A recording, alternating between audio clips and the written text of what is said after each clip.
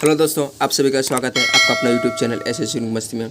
दोस्तों, आज हम इस वीडियो में लेके आए हैं जीके जीएस का अति महत्वपूर्ण प्रश्न, जो कि SSC, banking, railway, state PCS, police, other यानी सभी प्रतियोगी परीक्षाओं के लिए अति महत्वपूर्ण प्रश्न इस वीडियो में होगा। दोस्तों, आप अगर यदि कॉम्पिटिटिव एग्जाम की तैयारी कर रहे हैं तो एग्जाम में जाने से पहले इस वीडियो को एक बार जरूर देख लें। चलिए दोस्तों, बिना देर के एगो सेशन का पहला सवाल की ओर बढ़ेंगे और आपका पहला सवाल होगा, खराची उत्सव किस राज्य में मनाया जाता है? ऑप्शन है केरल, त्रिपुरा, तमिलनाडु और मणिपुर। आपका राइट आंसर हो जाएगा ऑप्शन नंबर बी, त्रिपुरा आपका सही जवाब होगा। अगला सवाल है, ऑरेंज फेस्टिवल किस शहर में मनाया जाता है? ऑप्शन है महाराष्ट्र, गुजरात, पंजाब और नागालैंड।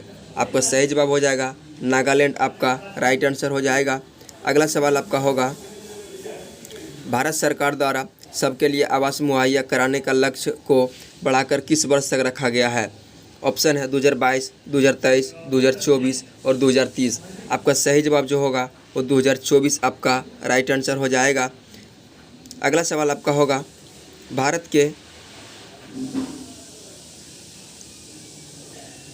के पहले वाणिज्य मशीन वनवेव इंडिया 1 को किस प्रक्षेपण यान द्वारा प्रक्षेपित किया गया है? ऑप्शन है PSLV C-54, SSLV D2, LV-M3, M2 और एरियन 5। आपका सही जवाब जो होगा वो ऑप्शन नंबर सी आपका राइट आंसर हो जाएगा। LV-M3, M2 के द्वारा इसे प्रक्षेपित किया गया है। चलिए दोस्तों, हम अगला सवाल की ओर बढ़ेंगे और आपका अगला सवाल होगा, रूस यूक्रेन युद्ध के कारण भारत सरकार ने यूक्रेन के भारतीय नागरिकों को निकालने के लिए कौन सा ऑपरेशन चलाया है? ऑप्शन है ऑपरेशन गंगा, ऑपरेशन दोस्त, ऑपरेशन गुरूर, ऑपरेशन सद्भावना।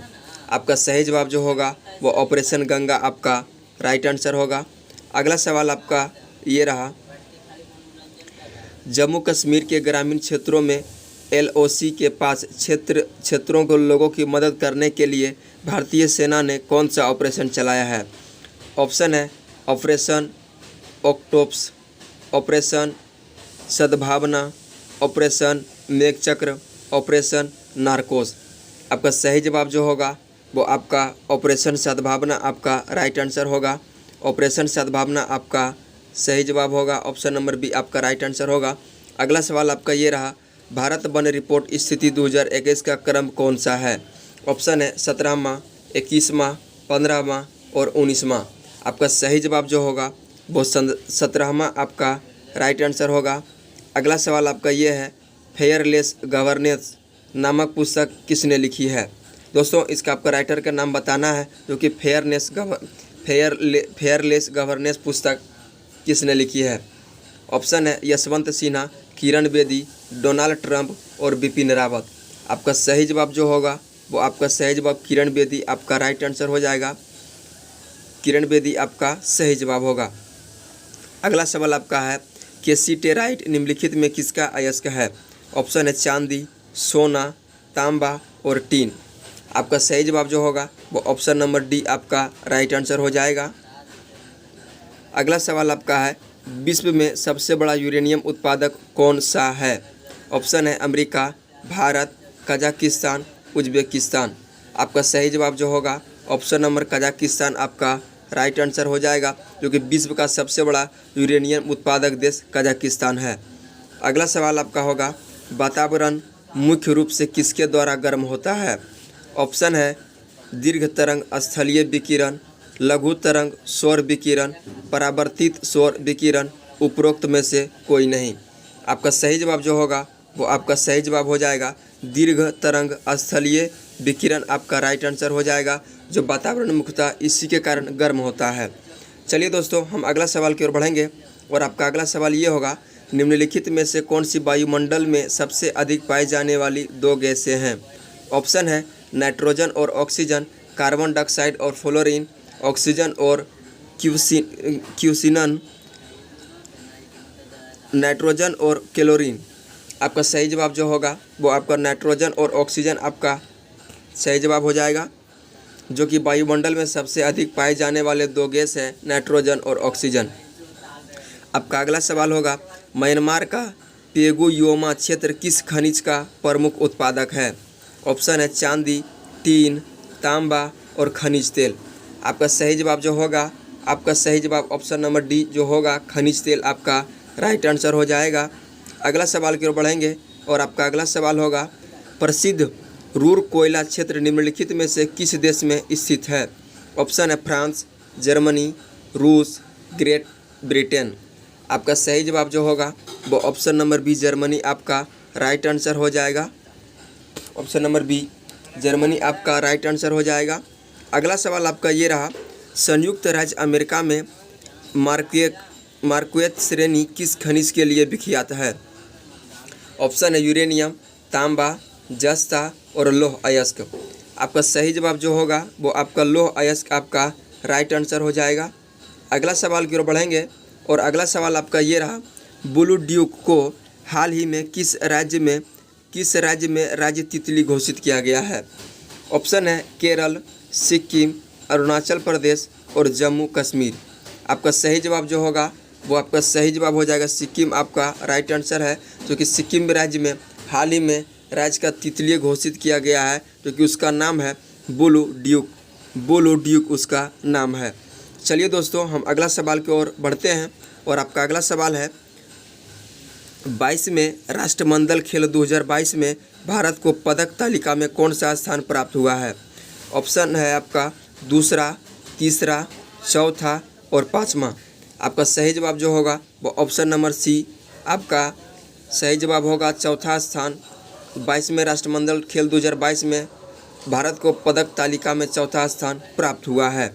अगला सवाल आपका ये रहा, वर्तमान में रामसर साइटों को सर्वाधिक संख्या किस राज्य में है?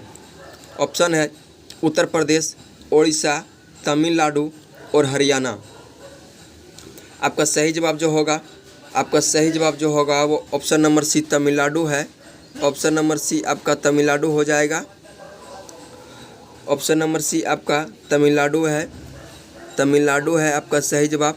यहाँ 14 रामसर साइट है और इसके बाद दूसरे स्थान पर आपका उत्तर प्रदेश है, जो कि यहाँ 10 रामसर साइटें हैं।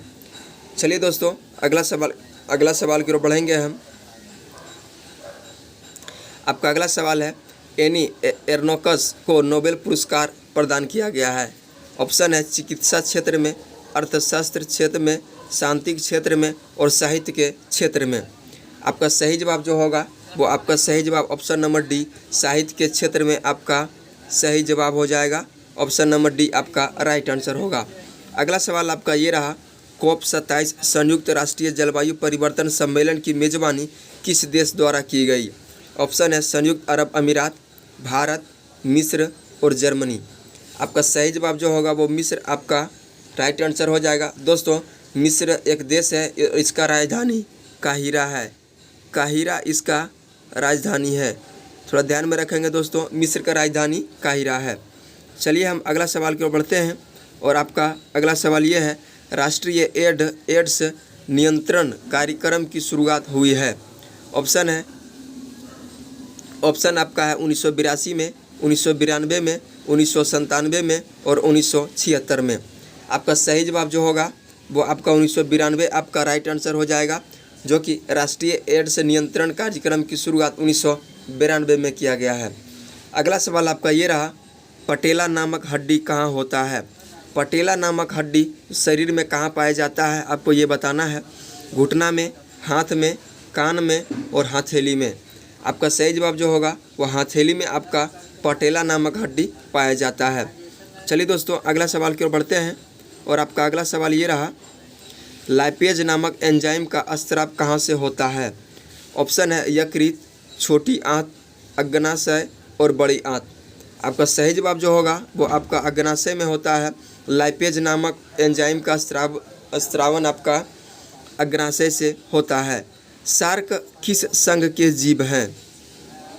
शार्क किस संघ के जीव है आपको ये बताना है। इकाइनोडर्मा, कार्डेटा, मेलास्का और इनमें से कोई नहीं। आपका सही जवाब जो होगा वो कार्डोटा आपका सही जवाब हो जाएगा, जो कि शार्क कोर्डेटा संघ के जीव हैं। चलिए दोस्तों अगला सवाल की ओर बढ़ते हैं और आपका अगला सवाल होगा, कोशिका का निर्माण जिस क्रिया द्वारा होता है उससे मुख्य अभिकर्ता कौन होता है? कोशिका का निर्माण जहाँ से होता है उसका मुख्य अभिक्रिया क्या होता है? इस प्रश्न में ये पूछा जा रहा है आपको, क्योंकि दोस्तों ये हमें थोड़ा तोड़ के अपने लैंग्वेज में समझेंगे तो क्वेश्चन ही अच्छी तरह से हमें याद रह पाएंगे, ताकि कभी भी हमें क्वेश्चन को ना भूलें। जो कोशिका का निर्माण कोशिका का निर्माण जहाँ से होता है उसका मुख्य अभिकर्ता कौन होता है, यानी उसका मुख्य जो कार्यक्रम करता है उसका वो कौन होता है? आपका ऑप्शन है कोशिका द्रव्य, केंद्रक, माइटोकॉन्ड्रिया और राइबोसोम। आपका सही जवाब जो होगा वो केंद्रक आपका राइट आंसर हो जाएगा। केंद्रक आपका राइट आंसर हो जाएगा। केंद्रक आपका राइट आंसर हो जाएगा। अगला सवाल आपका होगा, इस सेशन का आपका अंतिम सवाल होगा, छिपकलियों का अध्ययन क्या कहलाता है? ऑप्शन है ऑफियोलॉजी, सोरोलॉजी, पोमोलॉजी और इक्योथियोलॉजी। आपका सही जवाब जो होगा वो आपका सही जवाब ये रहा, ऑप्शन नंबर ए, ऑफियोलॉजी आपका छिपकली का अध्ययन है। चलिए दोस्तों, ये रहा था आज का आपका इस जीके जीएस सीरीज का अति महत्वपूर्ण प्रश्न, जो कि सभी प्रतियोगी परीक्षाओं के लिए अति महत्वपूर्ण प्रश्न होगा। चलिए दोस्तों, हमारे वीडियो को रोज़ की तरह इसी तरह अच्छी तरह से आप वीडियो को वॉच करें और इस वीडियो से आपको अधिक से अधिक फ़ायदा मिल पाए। दोस्तों, अगर ये वीडियो अच्छा लगे तो लाइक, शेयर और कमेंट कीजिएगा दोस्तों, और आप अपने दोस्त को भी इस वीडियो को भेजिएगा, ताकि आपको फ़ायदा हो ही रहा है और आप अपने फ़ायदे को अपने दोस्तों तक ही पहुँचाएँ। चलिए दोस्तों, आज की सेवा को हम यह समाप्त करना चाहेंगे। हम फिर मिलते हैं नेक्स्ट वीडियो में, तब तक के लिए बाय, ऑल दी बेस्ट, आपकी दिन शुभ हो।